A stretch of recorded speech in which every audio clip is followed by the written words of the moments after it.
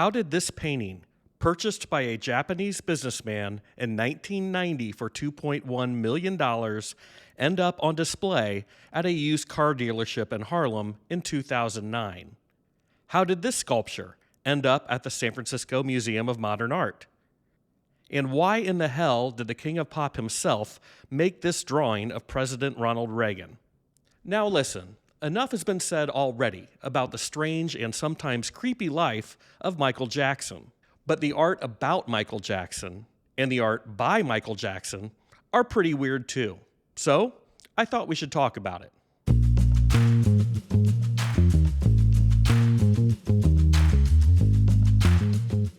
Art lovers, welcome back to the channel. My name is Christopher West, and this is the place where we talk all things modern and contemporary art and design. And it's the end of summer, so if you follow the art news at all, you'll know this is a pretty slow time. Except for me, because there's no rest for the wicked. But this one news story really caught my eye. And it all starts with this painting. It's called The Book, and reportedly, it's the only painting Michael Jackson ever posed for. The artist is Brett Livingstone Strong. And if you couldn't figure it out, Strong is the one on the right. And these two were introduced by, wait for it, Lawrence Welk. Now, if you don't know Lawrence Welk, ask your parents, or better yet, your grandparents. But he was the guy on PBS we were all forced to watch as children when there was only one television in the house. And Strong was known for making art like this, and like this, and what has to be the most patriotic sculpture of an eagle and the Olympic rings I have ever seen. But Strong and Jackson became friends and started working on projects together, mostly for Michael's charities.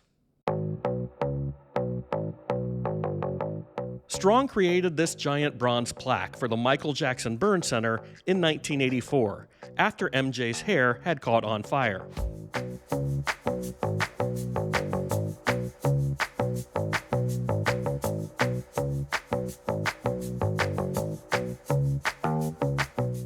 And it was Strong who encouraged Michael to draw and make his own art. So after Jackson visited the White House in 1987, I swear you can't make this stuff up. This was by far the most fun I've had finding visuals for one of my videos. But apparently on this occasion, Ronald Reagan gave Michael Jackson some presidential notepaper, and MJ took to it like flies on honey. He drew thrones, he made self-portraits, he copied Van Gogh and Walt Disney. He also made this drawing of himself as a Christ figure. And then, of course, there are the presidential portraits. George Washington, James Madison, John Quincy Adams, and his beloved Ronald Reagan. So why are we even talking about this?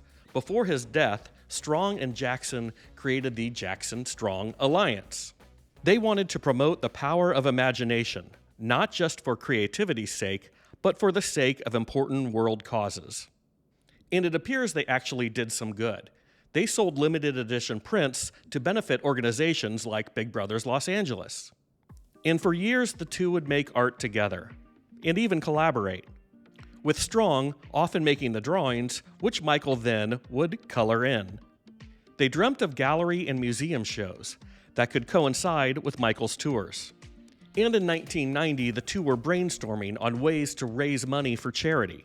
Mr. Strong mentioned that he knew a Japanese businessman, Hiromochi Seiki, that offered millions of dollars for a portrait of Mr. Jackson. And Jackson said he would sit for a portrait if the buyer agreed to pay $2.1 million, then reported as the highest amount ever paid for a portrait of a living person. And apparently, Mr. Seiki was thrilled and said he would have even paid $5 million for the portrait. But then the Japanese businessman went bankrupt. I declare bankruptcy! And in order to repay a debt, he gave the painting to a guy named Marty Abrams, who promptly put it in storage for 17 years in a warehouse in Great Neck, New York. That is until Jackson's death in 2009, when Mr. Abrams thought this might actually be a good time to try and sell that painting. So did he take it to one of the big auction houses? Or perhaps an important gallery in Chelsea or on the Upper East Side of Manhattan? No, he did what any logical person would do who wanted to sell a multi-million-dollar painting of Michael Jackson. He took it to a used car dealership in Harlem. Now, to his credit, this wasn't just some dealership selling Buicks and Toyotas. It was a high-end dealership that dealt with Rolls-Royces and Ferraris. But apparently, even with the caliber of client this dealership attracted, no buyer was to be found. And we know this because, of course, shortly thereafter, the painting ended up on eBay. It had a starting bid of $2.75 million. And conveniently, to accommodate potential nervous bidders, it also had a buy-it-now price of $5.4 million.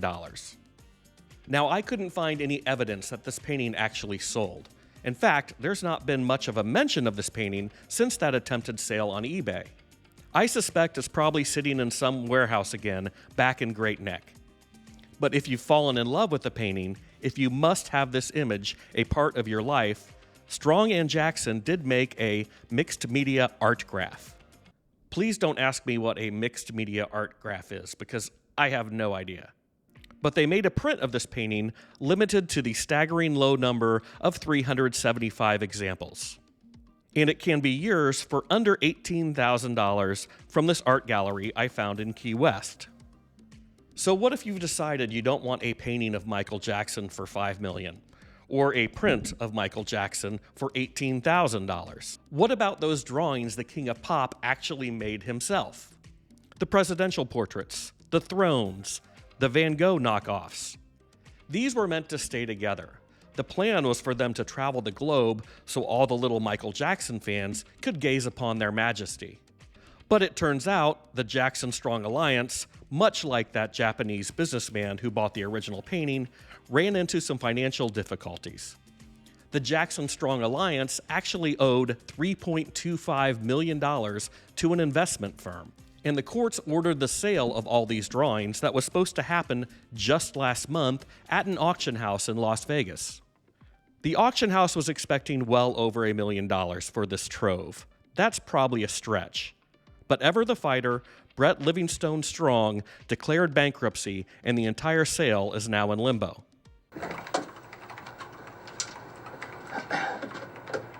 I declare bankruptcy! So is all the art made by or about Michael Jackson cursed? What are the fans who are trying to recreate their own private Neverland in the suburbs supposed to do? Well, I might have an answer. Enter Jeff Koons. That's right, the artist famous for making giant, flowery Westie dogs and shiny balloon animals. He actually made a sculpture of Michael Jackson and Bubbles, Jackson's domesticated chimpanzee that strangely dresses exactly the same as Michael. It's from his Banality series that includes such heavy hitters as Baron Policeman and String of Puppies.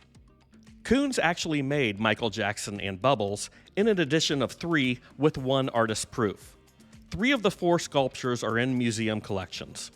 1 at the Broad in Los Angeles, another at a museum in Oslo, and a 3rd in a place where I originally saw this work, the San Francisco Museum of Modern Art.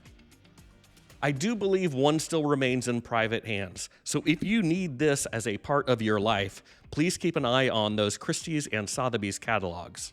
Back in 2001, it sold for $5.6 million, so you also better be ready to pay. This was a fun one to do, but we're going to get into some more serious art talk in my forthcoming videos, so make sure you're subscribed to the channel. It would mean a lot if you checked out some of my other videos. You can find those right here. And until next time, I look forward to seeing you on the next one. Ciao!